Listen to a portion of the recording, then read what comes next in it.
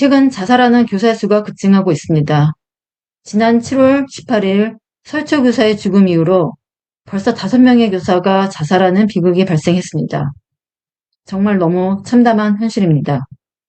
죽을 수밖에 없는 상황이라는 거죠. 얼마 전 교육부는 2016년부터 21년까지 재직 중 사망한 교사 현황 자료를 제출했는데요. 거기에 보면 전체 사망자 687명 중 11%에 해당하는 76명이 자살로 사망했습니다. 21년 전체 국민의 자살률이 4.2%인 것과 비교하면 거의 3배가 되는 수치입니다.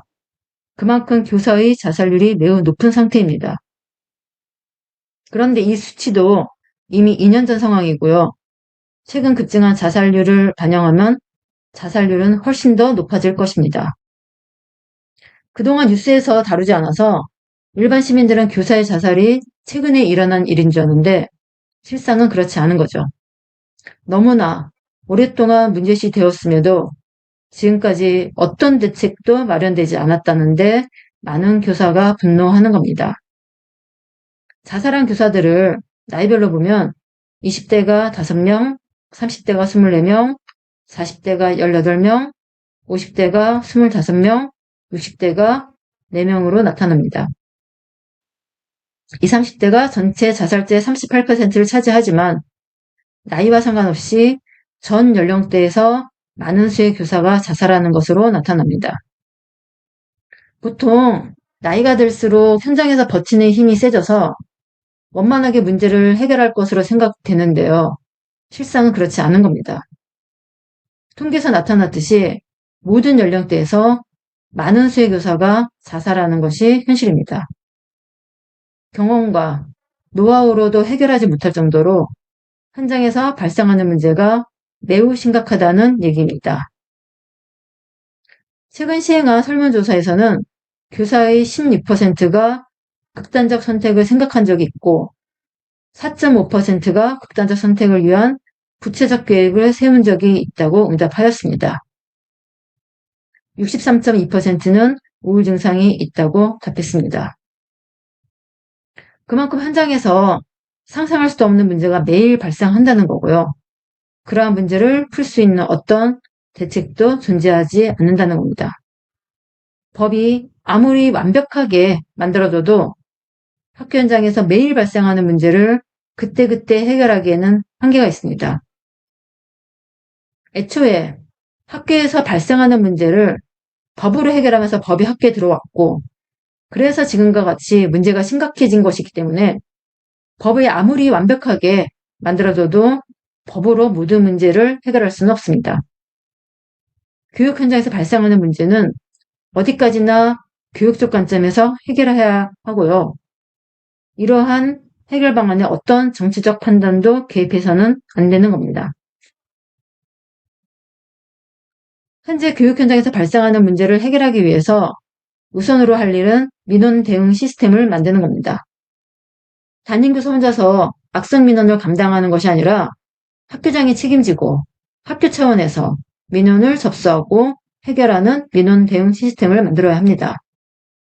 더 나아가서 교육청 차원에서 민원 대응 시스템을 만들어야 합니다. 개별 학교는 문제를 해결하는 데 한계가 있기 때문이죠.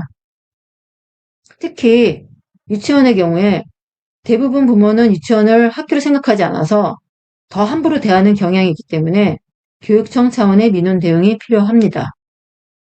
실제로 어린이집에서 교사를 돌보미로 취급하고 온갖 것을 요구하는 부모의 관행이 유치원에서도 그대로 이어져서 많은 유치원 교사가 민원에 시달리고 있습니다.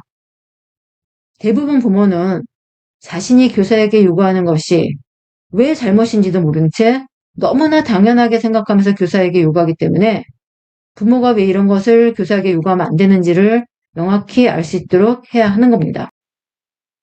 그러려면 개별 유치원이 아니라 교육청 차원에서 문제를 해결하고 해결하는 과정에서 부모를 교육하는 게 필요합니다. 개별 유치원이 민원에 대응하기 어려운 것은 아직 유아교육은 의무교육이 아니라서 부모가 마음에 안 들면 언제든지 다른 곳으로 바꿀 수 있기 때문인데요. 언제든지 다른 곳을 바꿀 수 있으니까 유치원은 부모의 눈치를 보고 부모는 함부로 요구하는 겁니다. 한마디로 유아교육이 아직 공교육과 거리가 먼 상태여서 부모의 모든 요구를 들어주는 겁니다.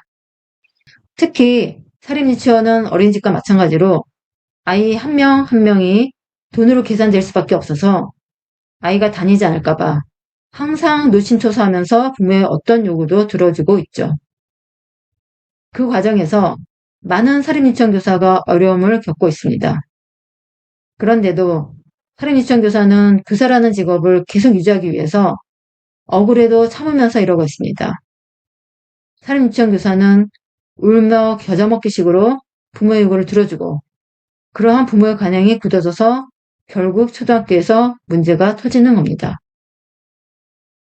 몇 년간 쌓이고 쌓인 문제가 공교육이 실현되는 초등학교에서 터지는 거죠. 그래서 초등학교 1학년을 담당한 교사의 자살이 많은 겁니다. 부모나 아이가 어린이집과 유치원에서 어떻게 생활했는지를 알 수 없는 초등학교 교사가 도저히 이해할 수 없는 상식 밖의 민원 때문에 힘들어하다가 자살하는 겁니다.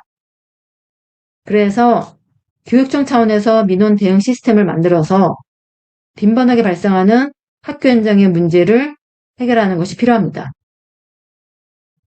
개별 유치원에서는 민원 대응 시스템을 만들기도 힘들 뿐더러 지금까지 굳어진 관행 때문에 적극적으로 대응하기도 어렵습니다.